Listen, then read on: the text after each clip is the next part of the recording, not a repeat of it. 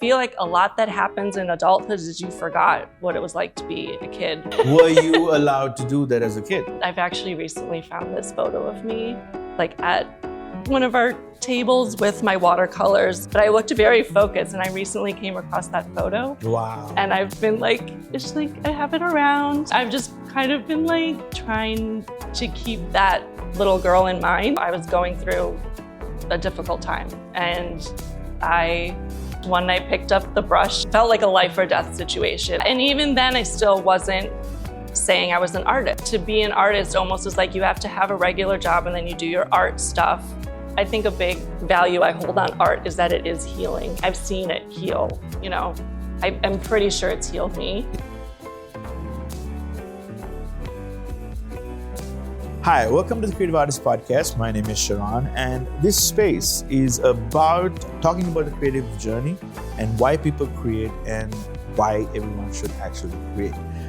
Today we are here at Future Ink Graphics here in Cleveland, Ohio, and we are highlighting some creatives who are connected with FIG to show why they create and this community they have here at FIG.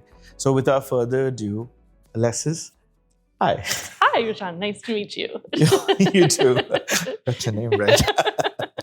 Okay, tell me about who you are and why you're here. So my name's Alexis, and I am an artist in the Cleveland area, also teaching artist. I kind of use those terms, both of those terms. Gosh, my journey as to why I'm like here and sitting in this chair is pretty long and has taken many different like roads and ways to get there. But yeah, I'm here now doing some work with FIG, but also doing a lot of other creative projects. And I came to know FIG. Stephanie and I have actually known each other. She's the founder of Future Ink Graphics. We came to know each other during a project I was on called Literary Lots, 10 some years ago.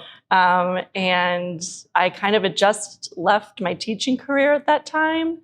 And we met on that project because she was at Art House at the time, and I was trying to get into more of the arts organizations. So that's kind of how I came to be here. Cool. The short version, there's a lot of things in there. So you're an artist, right? Yes. Mm-hmm. And is that what you teach as well? Yes. I teach art to kids. Wow. I really love. Okay, let's start there. Why? Yeah, sure. I actually ended up getting a degree in education. Okay. And after going through schooling, that went pretty quick. I was disenchanted with the traditional school setting. So I took some time off. And then I went to art school at Cleveland State for a little bit. And really, I think at that time, tried to find what my artistic voice was during that time. I had never really thought of myself as an artist. And I actually haven't really thought of my artist until very recently, which is weird to think about. But it took me a while to actually say, yes, I'm an artist. Yeah. But anyway, I'm getting off track. So once I took some time off of getting my degree, I went and taught. I decided, let me just give the teaching thing a go. I found a school I liked. I went to Laurel School. It's here in Cleveland on the east side. Okay. It's private, all-girls school. And I got into their early childhood program because that's my specialty, is the little ones. Yeah. And I spent 5 years there. And in that time, I kind of took over the art in the preschool classroom. It resonated with me. I felt I was good at it. And I didn't want it to be an artsy, craftsy type of experience for the kids because I feel like they're very capable and they're very much in a play and explorative time in their life. And so I really wanted to bring like actual meaningful art experiences. What does that look to that like? room. Oh gosh, kind of thinking back on what we did. It was a lot of open-endedness, right? We would put paper out and a variety of different brushes and a few colors that I did kind of know would mix well. So we didn't end up with mud, but that would have been fine too. And just kind of let them explore, right? I would find materials like in old teacher bins and, maybe like some colorful blocks, and we'd put some glue and some cardboard pieces down and would create structures. And from there, we would also talk about the color and, the way you glued it didn't really stay. The block falling off, right? So how do you want to fix that? So there's a lot of problem solving in that too for them.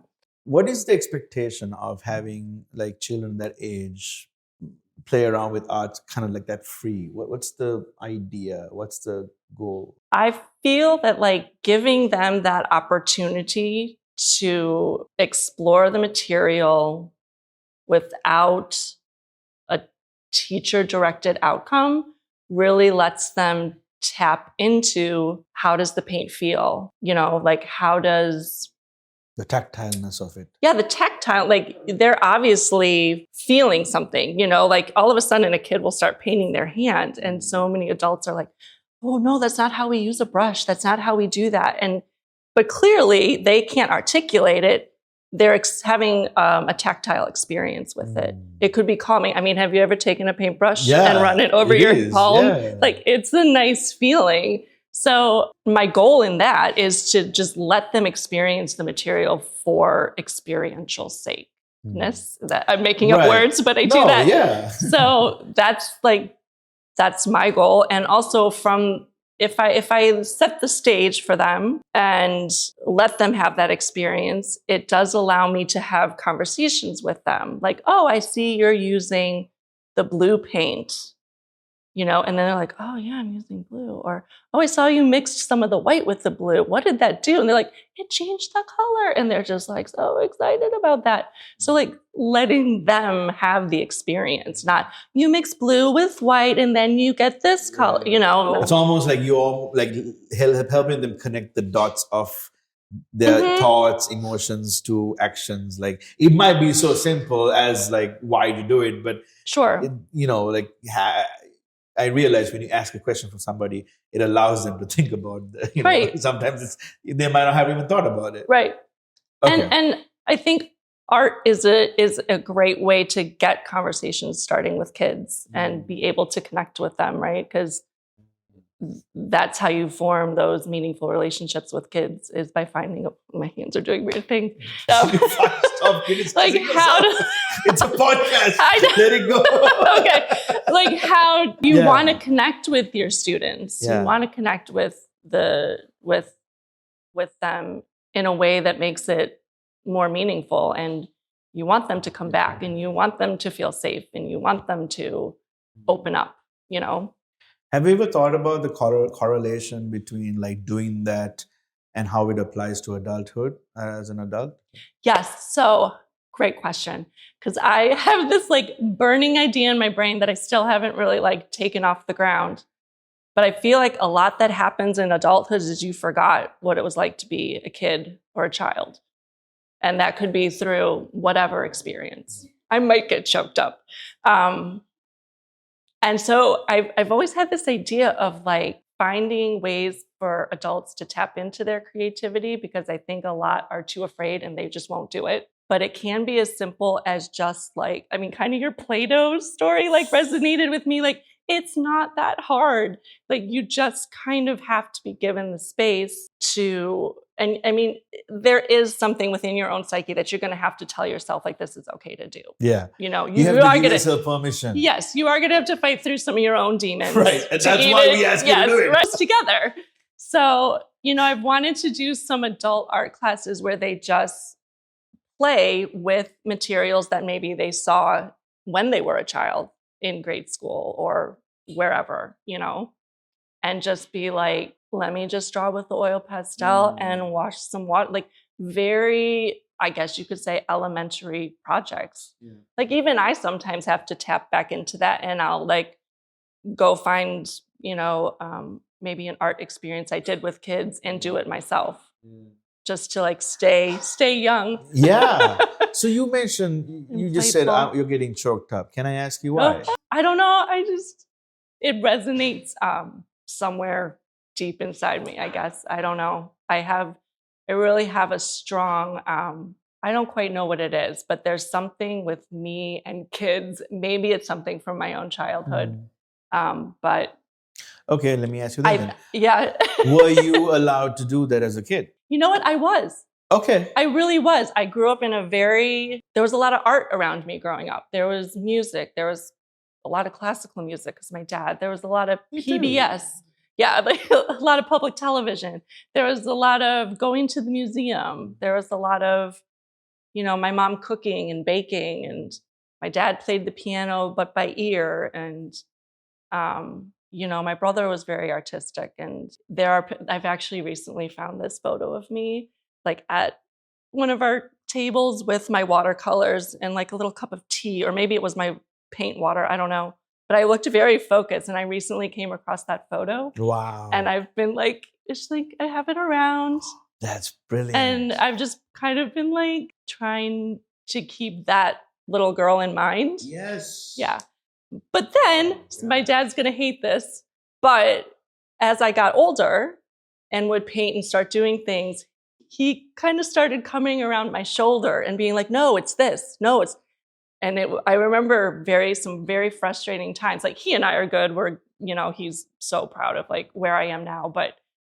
I don't know how he'll feel about hearing this, but there was this time where he just kind of started getting in there, and I saw myself pulling away from it. So it wasn't until then. And then in like high school art class, again, teachers were coming over my shoulder, and I was like, maybe I'm just not cut out for this. Like, I felt like me finding my voice in it was kind of getting squashed. I don't think consciously. I think it was all unconscious. Yeah. But it happened, and I'm a very sensitive, emotional being. Yeah. So, come to think of it, I think I stopped drawing or painting in third grade after going to an art class. Mm-hmm. I didn't realize. Something happens. I just made the connection. I think I stopped because that person was telling me, don't. I'm right. like, but I just. Yes, and so, yes. I recently picked up a drawing on my wife's iPad. Oh, okay, yeah. And it's been so nice. Yeah. I've been thinking about actually getting some paint and like tactile doing stuff. Yes, you should. Yeah. I know I should. I completely 100% agree. I just do too much. Yeah. So, I think with all that, and then coming back and hearing how other adults talk to kids while they're creating and stuff, there's a part of me that cringes a lot. And I'm like, okay, there's a better way to do this. And, I also have a vision of like having my own like preschool, like art preschool someday. Wow. I have a lot of ideas. That's brilliant. I'm talking to a creative. That's awesome.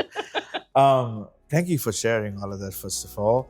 Hi, I hate to interrupt, and I hope you're enjoying this conversation, but we had something really exciting to share with you. We have recently started a new company called Odyssey House Media. It's essentially a production company to help people tell their stories in a way that actually highlights their story so that people can actually believe in what they're doing. So after traveling around Sri Lanka and coming back to the States, we noticed that there's a lot of incredible people doing some really great, meaningful work, but they don't quite always know how to tell their story or have the confidence in doing so. So after working with some other organizations and partnering with them to share their stories, we realized we need to help people share their stories. The Odyssey House Media has been the one that's been sponsoring this podcast, our blood, sweat, and tears. So if you've ever wondered, you have a story and you're not sure how to share it, we'd love to talk to you, have a conversation.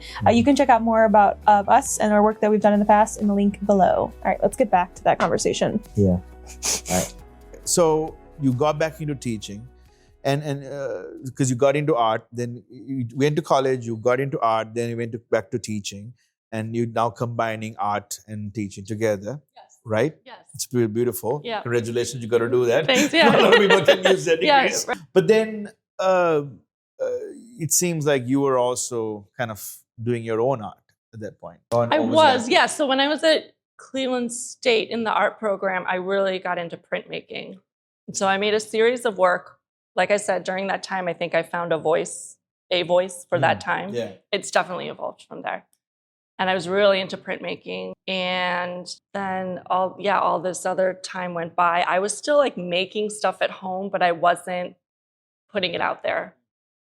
I think my dad did like a show at a local restaurant or something. They were having like a art night or something. And he went up there because he does watercolor paintings. And he went up there with his stuff and he took a couple of my prints from college and actually sold two. And I was like, oh, okay. That kind of sparked a little like, oh, okay. Somebody does like my art, I guess. And then, I don't know, a lot of stuff happened in between that again. And then in 2017, I was going through a difficult time. And I just one night picked up the brush and I was like, well, you're either, this felt like a life or death situation. Like you either need to paint your way out of this or I don't know what's going to happen.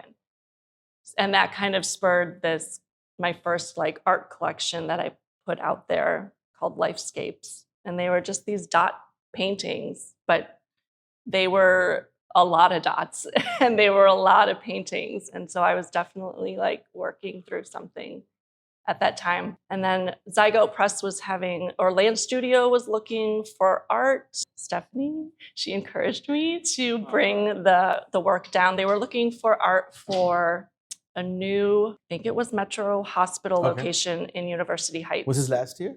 Oh no, this was like, okay.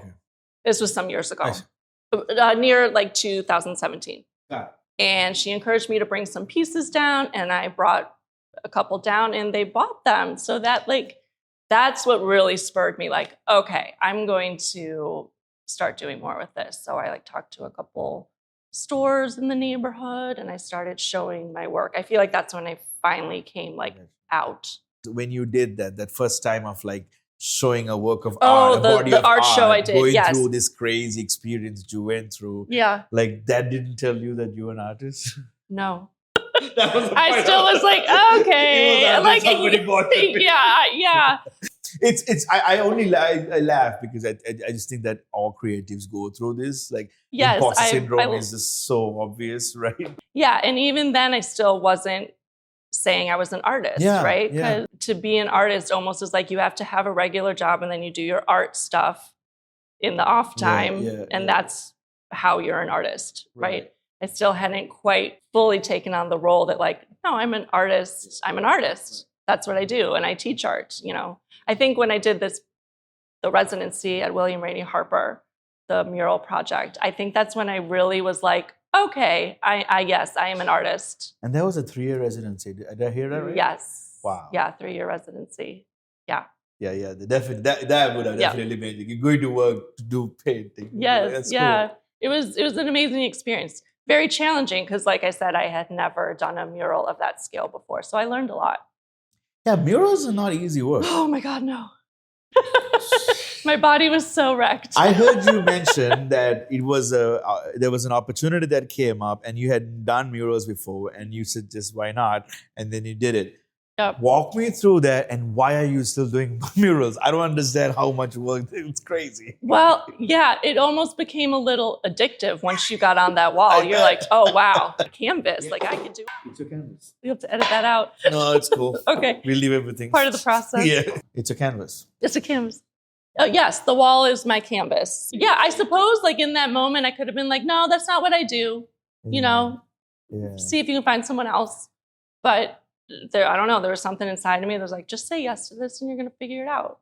Was there any point you're like, why did I say yes? Oh my God, like every day. Yes, every day. I was like, I can't do this. Okay. But again, that's what also spurs you forward. You're also like, no, I can do this. You have to wrap your head around it. You've got to work through this problem. You've got to figure out how to make that image big enough to project it. I didn't have that skill set.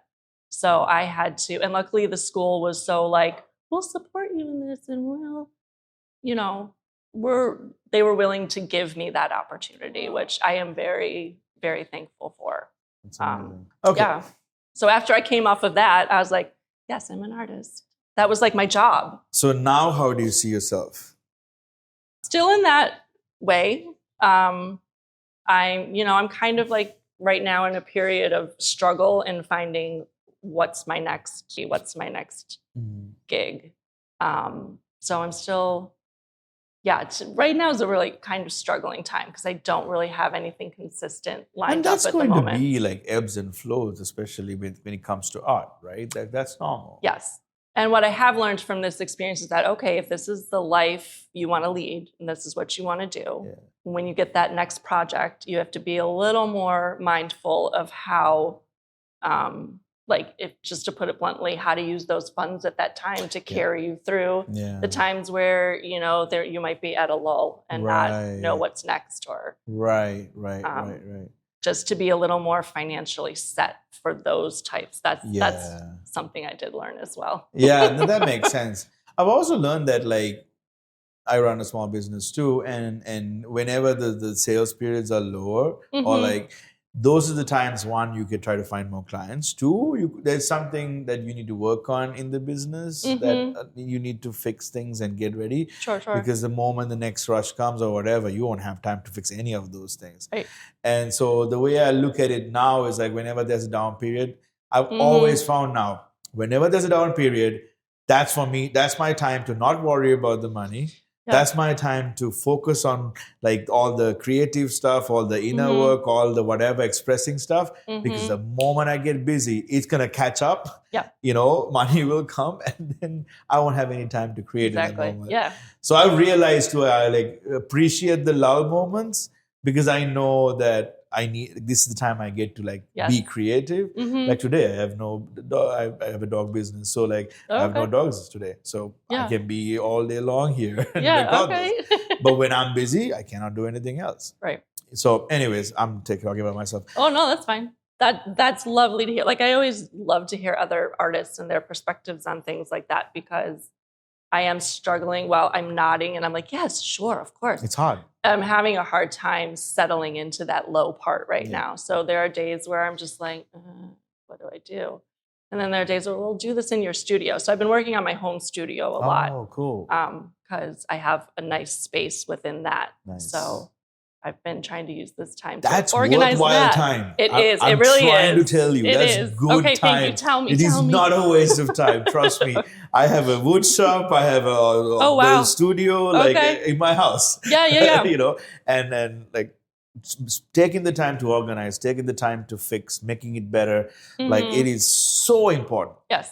Do not let anybody tell you it's a waste of time. Yes. Because when you are busy, you need that space to function so exactly. well. We're talking functional, creative stuff right now. Yes. Tips and tricks. Yeah. Just put a little podcast together for that. Yeah. Why would you encourage people to create from your journey and your opinion?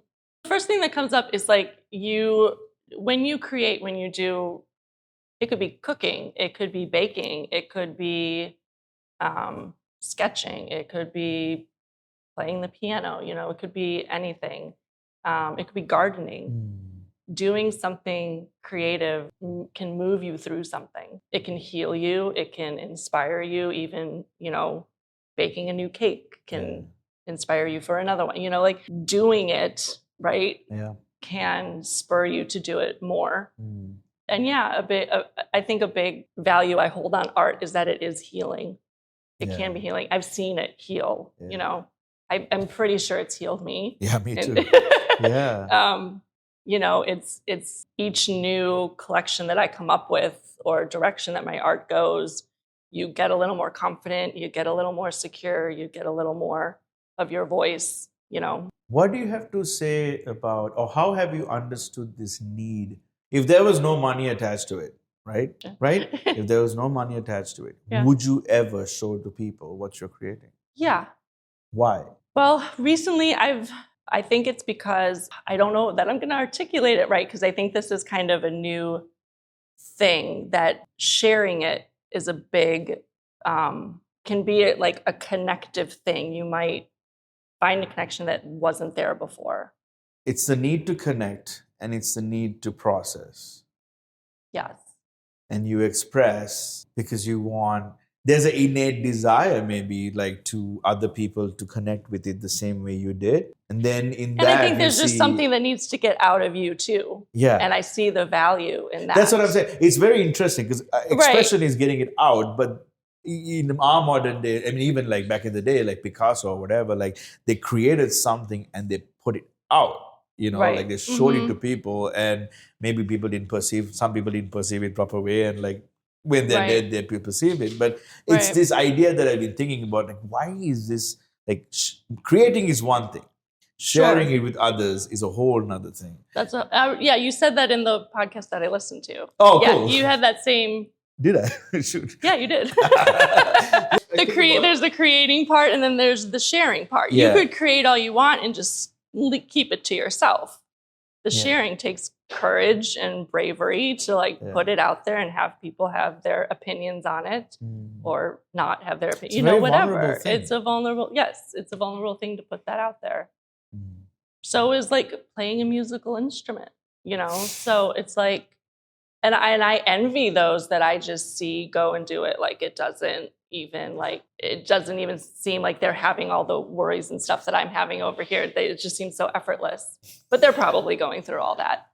And actually, I was talking to Santana earlier, and he mentioned like whenever that's the one place where all the negative self-talk they stay behind, because when you go to paint, it's the one place he feels comfortable where he can be himself and no judgment and whatnot. And there is negative self-talk, but that resonates. Right, like over time you create, like you finally get to a point like, oh, I love myself. I love creating. Like I love what comes out of me. Right. Like all these expressions, and I don't have to sit here and criticize it.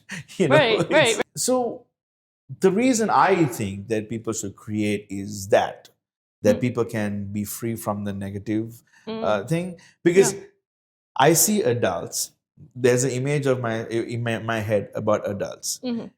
It's the adult is the body, but inside there's a little child 100%. that's controlling the, and like I feel like people don't know that, and then I agree. then they're trying to understand the world from this adult body we have, but everybody forgets to connect with the operator who's the kid. And that's why the world is. That's my view. Yeah, I mean. That's why I go through all this hassle to talk about this. Because again, like we are divided on politics, religion, all of these things. This is the one thing we can actually connect with, regardless of anybody in the world. We can if they're willing. Not all of them are willing. True, right? So, but yes. if you put your they all example, actually participate in it, whether they know it or not. Exactly. Like my example is like you talking about that class you wanted to do where you give adults this stuff. You take it to anywhere in the world, any country in the world, you offer that class. You're telling me adults won't like take and start painting? They might be hesitant at first, but then you're like, hey, just try it. And then watch them do it. It's the one thing anybody in the world can do and connect. It's true. So how are we getting that idea off the ground? I have started it. I have started a podcast. I talk about it. And also the reason I'm talking to you and highlighting your story, because a lot of people, right, go through trials and tribulations in life, right, but not create. They might go into alcohol. They might go to all these other outlets. Sometimes people don't even do the outlet stuff. They keep it inside. They do the 9-to-5 job, and then they might have a breakdown, or they might die, and they would never know that they take it out on others, or that. Or whatever. Yeah, that's the worst side, right? Yes. Yeah. But my point is, they would never know that this inner child has they're not connected with him. They have no idea that people need to create. Yes. I don't care what you do. If you just go spend some time with yourself and go create. Yeah, we think it's so simple to do. It is very hard, because imagine when you haven't connected with your inner child, when you haven't connected with that person, all you know is the negative voices. Right. So every time you sit down, all you hear is negative voices, and then you stop. But if you knew that you haven't created a long time, you haven't connected with this child, the negative voices are against you connecting with that inner child, and you knew that as a hindrance, then you would know, oh, this is just normal. Right. This is what creating looks like. I need to get to the point where I don't have to listen to these voices. Right. And the more you create, the more those, like you said, those negative voices start to get quieter and quieter. It feels like going to therapy to me. Art therapy. Right? I've done a little art therapy. Yeah. I've done a little bit of it. And I think every time I create, whether it's drawing or because whenever I'm like in this state of craziness and I'm like losing it, I'm like, I got to go write. Yes. I have to go write and process these thoughts because I'm losing it. Yeah. I go through the same thing if I'm like overwhelmed or the schedule I made too busy for myself. I've learned that do it a little more like this. And like some mornings I make time, like I'll get up a little bit earlier so I can just do like a rough painting with my tea. And it really does kind of set a different tone for the day that I didn't Yeah. take. And it's literally just like 10 minutes. Yeah. But that took me time to get to that place. You know, I kind of had to go through all the other things to get to that place. And then now through this we're just kind of saying, no, just come on, you could do it. You know? Right. But you have to like set the scene for people to want to come and do that. I think that's because at the end hard. of the day, the reason is to find some freedom and some peace.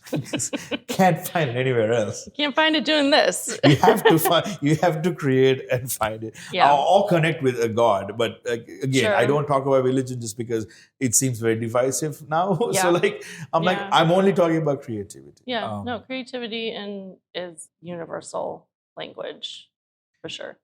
So we are here at FIG and we are Yes. partnering up with FIG. So I would like to talk a little bit of FIG and the community here. Sure. You mentioned you connected with Stephanie like much earlier than FIG. Yes. Mhm. Now you're connected with FIG. Talk me Mhm. why and what the community is and what it means to be here. Yeah. Well, it's, a new young space. Still trying to build or continuing to build a community around art. And I came on doing a few just projects that FIG was doing around town. I did the Rock Hall. My poster's actually right there. Oh, wow. For one of their Fam Jam Nice. events at the Rock Hall. And we've been also trying to launch some young printers clubs here for young kids. So trying to bring that passion of teaching young kids and bringing the element of screen printing and printmaking and kind of connecting those two. So trying to put some programming together around that and get little 4-year-olds in here. Wow. Screen printing. Yeah. Because that is my expertise. I really do. I've said earlier on that age group is age group that I like to work with. So no reason why they can't be screen printing. Yeah. So, and learning some how printmaking came to, there's Right. stamping, there's mono printing, just Right. a bunch of different types of printmaking and making it accessible to them. What got you curious to try screen printing? When I was at Cleveland State, I really fell in love with printmaking. I did the lithography classes and the intaglio, and I went through all those. There was something about its process that I liked. Mono printing, I like a lot because you can kind of really explore, print it, and kind of move on to the next one. Right. You can be a little quicker with it Right. and not so detailed, if that's what you're doing. And then screen printing, I tried at Zygo once a long time ago. I liked the process, and then, now here it is again in FIG, and I actually want to kind of explore it a little more. I have some screens at home that I got recently at a estate sale and some of the masking tapes. So I've started to explore that cool. process, but there's a little more digital technical operation going on here. So learning that and just getting more comfortable with screen printing and what you can do with it. So I understand that finding community, right? Creative community is so important for a creative to thrive. Have you had any bad experiences where you were trying to find community and it didn't work, or has it always been good? If so, what are the qualities you're looking for in a creative community? I don't know that bad experience. That's great. That's very good. I grew up at Near West Theater, so I grew up in a very artistic community. Okay. And I saw, they're a nonprofit arts organization theater in the Detroit Shoreway. And so I just grew up seeing that around me and the transformative power that it can have. I literally saw theater saving people's lives. If I wasn't here, I would be on the streets, or I would be not here. It was that hardcore. And you just saw how being within an artistic community, because theater's an art form as well. That kind of was my upbringing in high school. That's what I saw. My brother was into it. My mom worked for the organization. My brother's now the technical director there. Wow. We very connected to that community. So, the values I saw in that were that, everyone has a space here. It didn't matter your race, your ethnicity, your religion, your sexual preferences, Right. you were accepted hands down. Right. So I think that's an important quality of. I still feel I don't belong anywhere. And as a creative, forget about the culture, race, all of that stuff. That's a whole nother story. But as a creative, I still feel like I don't belong because I am not one thing or the other. I'm a multi-creative. So like, I feel like sometimes if I go to one space where they're doing one medium, they won't understand me or whatever. Like there's so much more nuances to being creative. So like there's this question I've been asking for the last, since ever I realized I was a creative. Okay. What does it take for a creative community to be inclusive in that sense? To include all types of creatives. And we need just one big hub where you can come together and do your craft, but then there are spaces to share the craft, maybe? Maybe it's like a space to do that? Yeah. It almost like the way I envision it is like, imagine there was like the Creative Olympics, right? Yes. Oh, yeah. And around the world, all kinds of creatives come.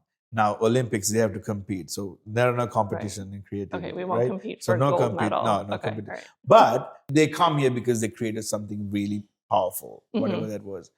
So imagine now all of these people, creatives in that space, what are the things that we would need to, for everybody to feel accepted? Because there is no language is a barrier, culture could be a barrier, race could be a barrier, but this is the one thing that connects everybody. Gosh, that's going to be a hard task. I think it's a great task. It's a utopian idea, I guess.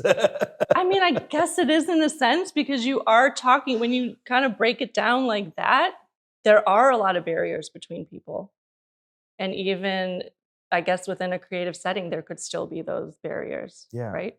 So you'd have to kind of figure out how, like you said, I don't know if I know the answer right away. No, I wasn't. I was just trying to see your point. I think it's a great conversation to like continue and to keep asking people and figure out how do we create a creative space, right? A community that still might have some barriers that we have to overcome. Yeah, because I think that the issue is there's skill involved in creativity. There's what creative? Skill. Yes.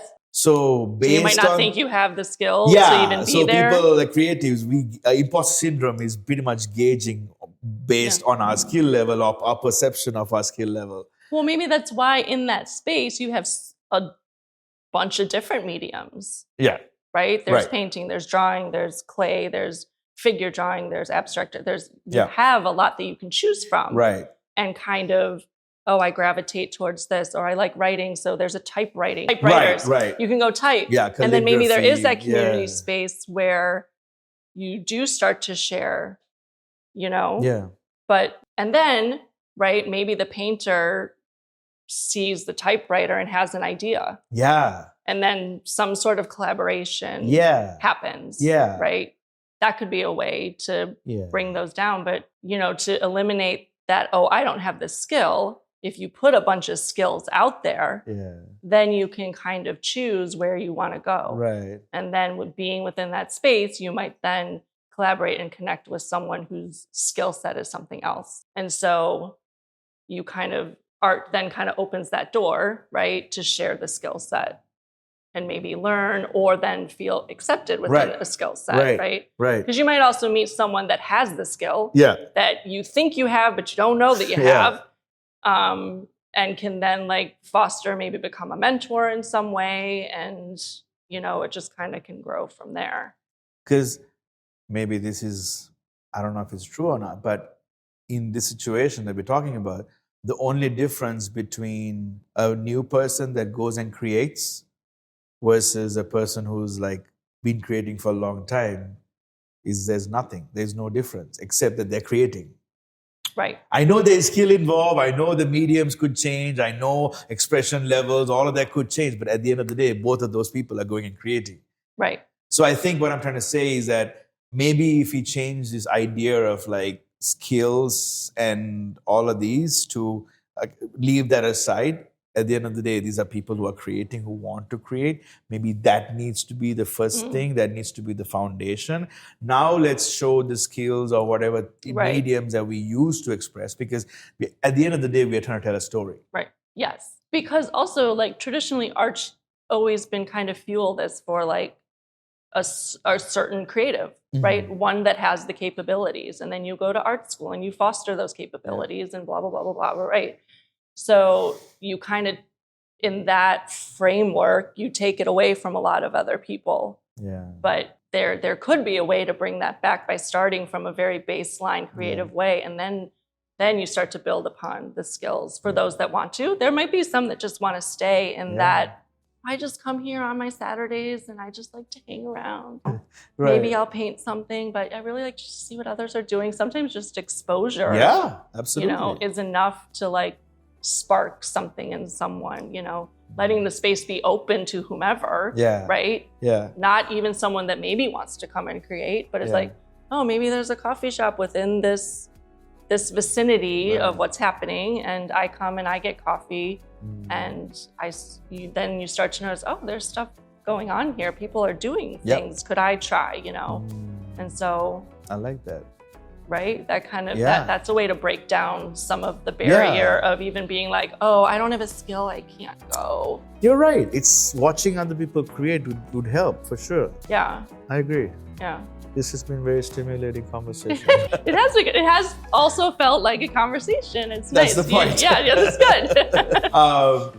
Alexis, thank you so much for being on the pod. I don't know how long it's been, but good talk. What I take from talking to you is it's cool how you grew up in the creative world and you had that opportunity, but then you take it further on as you go on, and now you have this mission to help kids, and you have been and inspiring.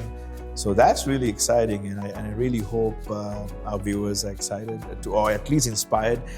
So I hope you keep dreaming, I hope you keep creating, and I hope you keep going on your own creative odyssey. Until next time, see you later. Thank you so much. Welcome. I don't think I've ever Yeah. that, like, ever.